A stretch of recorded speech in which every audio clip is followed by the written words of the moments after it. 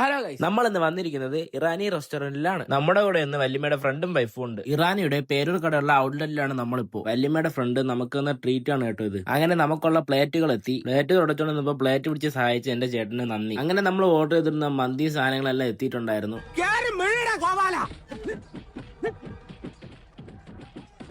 അങ്ങനെ വിജയകരമായി chest piece ഞാനിങ്ങ് തൂക്കി. നമ്മുടെ മിഷൻ സക്സസ് ആയതുകൊണ്ട് തന്നെ ഞാൻ മന്തി റൈസ് പയ്യാണ് എടുത്തത്. അതായത് എല്ലാരും എടുത്തു കഴിഞ്ഞ ശേഷം ചെസ്റ്റ് പീസിൽ നിന്ന് ഒരു പീസ് എടുത്ത് മയണൈസിൽ മുക്കി റൈസിൽ കുഴച്ച് ഇനി കഴിക്കാം. എല്ലാരും നല്ല പോളിങ്ങിലാണ്. ഞാനും മോശമാക്കിയില്ല. മന്തിക്ക് പെപ്സി മസ്റ്റ് ആണല്ലോ. അങ്ങനെ എല്ലാരും ഭംഗിയായി അവരുടെ ദൗത്യങ്ങൾ പൂർത്തിയാക്കി കഴിഞ്ഞിരിക്കുകയാണ് സുഹൃത്തുക്കളെ. കൈ കഴുകുമ്പോഴും പോസ്റ്റ് ചെയ്യാനുള്ള അവളുടെ ആ മനസ്സ്.